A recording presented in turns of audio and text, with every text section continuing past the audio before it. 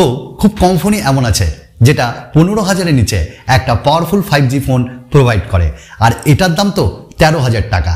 এই ফোনটার নাম ভিভোর T2x 5G। কিন্তু প্রশ্ন হলো, এই স্মার্টফোনটা কি আপনাদের কেনার মতন? এই ভিডিওতে সেই সম্পর্কেই দেখাবো সবকিছু, আর পুরো ভিডিওতে আমি থাকছি আপনাদের সেই পুরনো সুমনদা।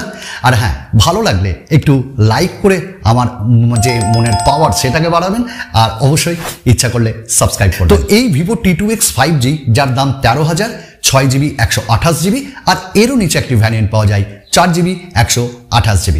চলুন আমরা বক্সের কন্টেন্টটা দেখে নিই। তো বক্সের ভেতরে আমরা তেমন কিছু পাই না, তবে অনেক কিছুই পাই। যেমন মেন ডিভাইস পাচ্ছি, সঙ্গে একটি টিপিইউ কেস, একটা 18 ওয়াটের চার্জার, সঙ্গে টাইপ সি ডেটা কেবল, বাস সিম ইজেকশন টুল, আর কোম্পানির ভালোবাসার প্রেমপত্র তো রয়েছে। তো প্রথমেই বলি, এই স্মার্টফোনটা বেশ হালকা, 187 গ্রাম এর ওজন, এবং এই স্মার্টফোনটা পেছনে দেখে কিন্তু খুব ভালো লাগছে। বরাবরই ভিভো যেমনটা করে আর কি, ডিজাইন এবং বিল্ড কোয়ালিটি বরাবর তাদের ভালো, বেশ ভালো সলিড রয়েছে, কোনো জায়গায় ফাঁপা নেই, আর একটু রিফ্লেকটিভ কাইন্ড অফ রিফ্লেকশন আমরা দেখতে পাচ্ছি আলোতে। আর এই স্মার্টফোনটা পুরো বডিটাতেই কিন্তু এখানে ভিভো পলিকার্বনেট ইউজ করেছে, আর একই সাথে চারিদিকে আমরা একটা ফ্ল্যাট এজেস ডিজাইন পাচ্ছি। তবে ফ্ল্যাট এজেসের মধ্যে আমরা সাইডে একটা ফিঙ্গারপ্রিন্ট স্ক্যানার পাচ্ছি, যার রেসপন্স কিন্তু খুবই ভালো, বারবারই কাজ করেছে। তবে এই স্মার্টফোনের ক্যামেরা ডিজাইনটাও আমাদের বেশ ভালো লেগেছে, এবং ফোনটা পাতলা এক কথায়, এবং এই স্মার্টফোনটা বেশ হালকাও লেগেছে। ডে টু ডে ইউসেজে আমাদের তেমন কোনো অসুবিধা হয়নি। তো ওয়েল, এইটা যেটা রয়েছে আমার কাছে সেটা matte one kind of orange, এছাড়াও আরেকটি কালার রয়েছে ম্যাট গ্রিনে। সো ওয়েল, একটা কথাই বলবো, ডিজাইন অ্যান্ড বিল্ড কোয়ালিটি বেশ ভালো লেগেছে আমাদের ভিভো T2x। তবে ডিসপ্লের ক্ষেত্রে অনেকে একটু নিরাশ হতে পারেন, আবার অনেকের ভালো লাগতে পারে। তবে দামটা আমরা অবশ্যই মাথায় রাখবো, 13,000 12,000-এর মধ্যে একটি 5G স্মার্টফোন। ওয়েল, এই স্মার্টফোনটাই কিন্তু আমরা এখানটায় পেন্টা গ্লাস প্রোটেকশন পাচ্ছি। অনেকেই হয়তো শোনেননি, তবে পেন্টা গ্লাস প্রোটেকশন বেশ ভালো রকমের কাজ করেছে, যদিও ভিভো তার স্ক্রিনের ওপর একটা প্রোটেক্টিভ ফিল্ম কিন্তু আগে থেকেই লাগিয়ে রেখেছে। হ্যাঁ, যেটা বলছিলাম যে খারাপ লাগতে পারে অনেকের, অর্থাৎ এখানে কিন্তু একটা ওয়াটার ড্রপ নচ আমরা দেখতে পাচ্ছি। ওয়েল, আমরা যদি কম্পিটিশনকে দেখি, তাহলে এইরকম ওয়াটার ড্রপ নচ কিন্তু এই দামে অনেকেই প্রোভাইড করছে। 6.58 ইঞ্চেসের ডিসপ্লে পেয়েছি, যদিও এটা IPS ডিসপ্লে। তবে এখানে কম্পিটিশন থেকে আলাদা কিছু করেনি ভিভো, মানে 60 হার্টসের রিফ্রেশ রেট দিয়েছে, যেটা একটু আমার স্লো মনে হয়েছে আজকের ডেটে। তবে 60 হার্টসের জায়গায় যদি 90 হার্টস দিতে পারতো তারা, তাহলে বোধহয় আরেকটু ভালো হতো। আর যদি আমরা এর চারিদিকের বেজেলসগুলো দেখি, তাহলে নিচের বেজেলসটা কিন্তু একটু বড় মনে হবে। তবে আবার বলবো, দামটা কিন্তু আমরা মাথায় রাখবো, মাত্র 13,000 বা তার নিচে। ডিসপ্লে কোয়ালিটি বেশ ভালো লেগেছে। 1440-তে আমরা ইউটিউবে ভিডিও দেখেছি, কোনো প্রবলেম হয়নি। আর এখানে ওয়াইড ভাইন L1-এরও সাপোর্ট দিয়েছে ভিভো। দ্যাটস ওয়াই আমরা নেটফ্লিক্সে ফুল এইচডিতে কন্টেন্ট দেখতে পেয়েছি, এবং OTT প্ল্যাটফর্মেও। বাট ইউটিউবে যখন ভিডিও দেখেছি, আমাদের কালার্স খুব পাঞ্চি লেগেছে, এবং ব্ল্যাক লেভেলটাও বেশ সুন্দর, এবং IPS ডিসপ্লে অনুযায়ী আমরা এই স্মার্টফোনের ডিসপ্লেকে বেশ ভালোই বলবো। আর এই স্মার্টফোনটায় আরেকটা জিনিস বেশ ভালো লাগবে, সেটা হলো একটা কম্প্যাক্ট ডিসপ্লে প্রোভাইড করেছে এবার আমাদের ভিভো, তাদের ভিভো T2x 5G-তে। তবে আউটডোরে এর ব্রাইটনেসও বেশ ভালো, পিক ব্রাইটনেস থাকার জন্য আমরা আউটডোরে যখন ইউজ করেছি কোনো প্রবলেম হয়নি। দ্যাটস ওয়াই একটাই কথা বলবো, ডিসপ্লে কোয়ালিটি আমাদের ভালোই লেগেছে। হ্যাঁ, যাদের ওয়াটার ড্রপে একটু অ্যালার্জি, তারা মনকে একটু বুঝিয়ে নেবেন আর কি, যে এর দাম কিন্তু অনেকই কম, আর কম্পিটিটর যারা রয়েছে তারাও কিন্তু এটা বা এইরকমই ডিসপ্লে প্রোভাইড করছে। 5G, অর্থাৎ এটা একটা 5G ডিভাইস, কিন্তু একটা জিনিস না বলে আমি থাকতে পারছি না, সেটা হলো 4G প্লাস যেটা, সেটা কিন্তু এখানে সেরকমভাবে কাজ করছে না।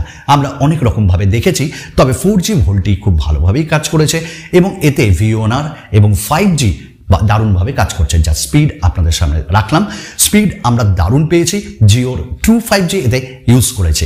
তবে এতে 6টা 5G ব্যান্ড ভিভো প্রোভাইড করেছে, তার মধ্যে দুটো মেজর ব্যান্ড কিন্তু রয়েছে, N77 অ্যান্ড N78, যার জন্য এইটা কিন্তু ফিউচারিস্টিক।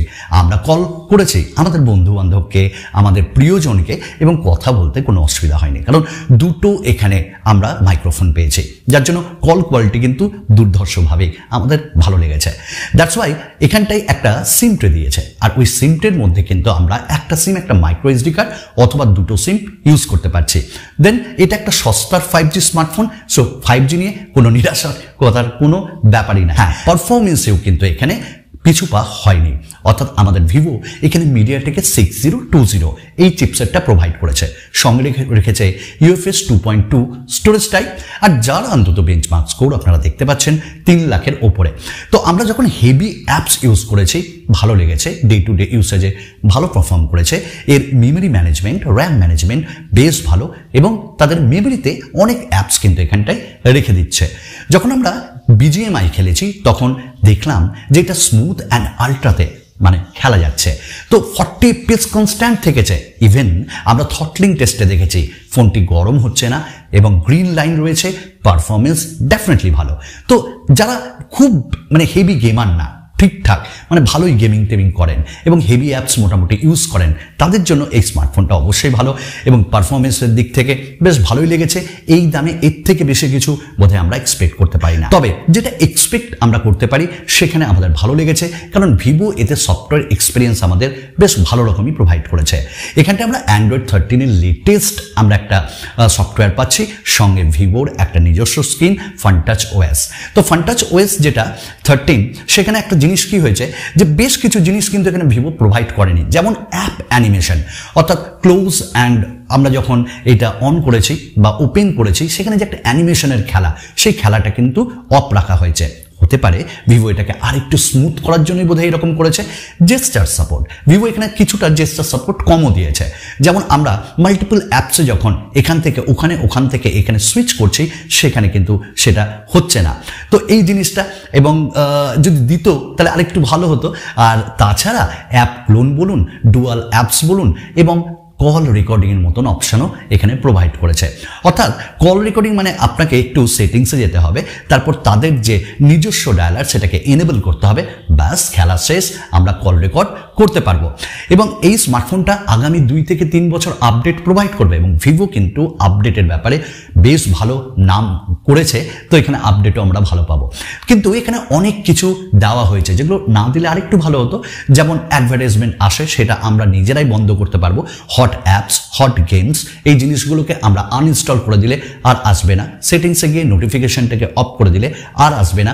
ভি অ্যাপ স্টোর বলে একটা আছে যেগুলো একটু অন্য রকমের নোটিফিকেশন পাঠায়, সেটাকেও আমরা যদি নোটিফিকেশনে গিয়ে অফ করে দিই তাহলে কিন্তু একদম ক্লিন একটা আমরা ইন্টারফেস পেয়ে যাব। তো ওয়েল, সফটওয়্যার এক্সপিরিয়েন্স দারুণ এবং বেশ ভালো ভালো ফিচার্সগুলো আমরা এখানে পেয়েছি। ইভেন স্ক্রিন রেকর্ডিংও আমরা এখানটায় পেয়ে গেছি। ক্যামেরাও কিন্তু এখানে ভিভো ভালো প্রোভাইড করেছে, অ্যাটলিস্ট যেটা দিয়েছে 50 মেগাপিক্সেলের যে সিঙ্গেল ক্যামেরা, আরেকটা ক্যামেরাও রয়েছে, আমরা কথা বলবো না সেটা নিয়ে, কারণ আমরা ভালো দেখেছি ওই 50 মেগাপিক্সেল অ্যান্ড ফ্রন্টে কিন্তু 8 মেগাপিক্সেল। 50 মেগাপিক্সেলের যে রিয়ার ক্যামেরা সেটা কিন্তু আউটডোরে দুর্দান্ত কাজ করেছে।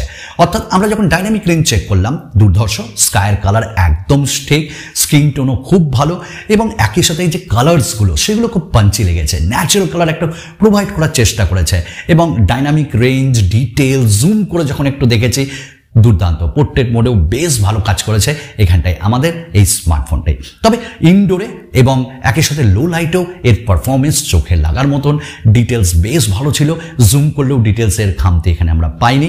তো এক কথায় বলবো, রিয়ার ক্যামেরা বেশ ভালো কাজ করেছে, নাইট বলুন আর যে আউটডোর সেখানেই বলুন। তবে একটু লিপস ফিপসগুলো পিক পিঙ্ক করে দিচ্ছে, এটা একটু অনেকের দেখতে ভালো লাগতে পারে, অনেকের খারাপও লাগতে পারে। বাট ফ্রন্ট ক্যামেরা 8 মেগাপিক্সেল অনুযায়ী যতটা খারাপ হওয়ার কথা ততটাই ভালো। অর্থাৎ 8 মেগাপিক্সেলের যে সেলফি, সেখানে পিঙ্কিসের ব্যাপার নেই, সেখানটা কিন্তু সুন্দর কালার্স আমাদের প্রোভাইড করছে, পোর্ট্রেট মোডেও বেশ ভালো প্রোভাইড করছে, ডিটেলস বেশ ভালো আছে।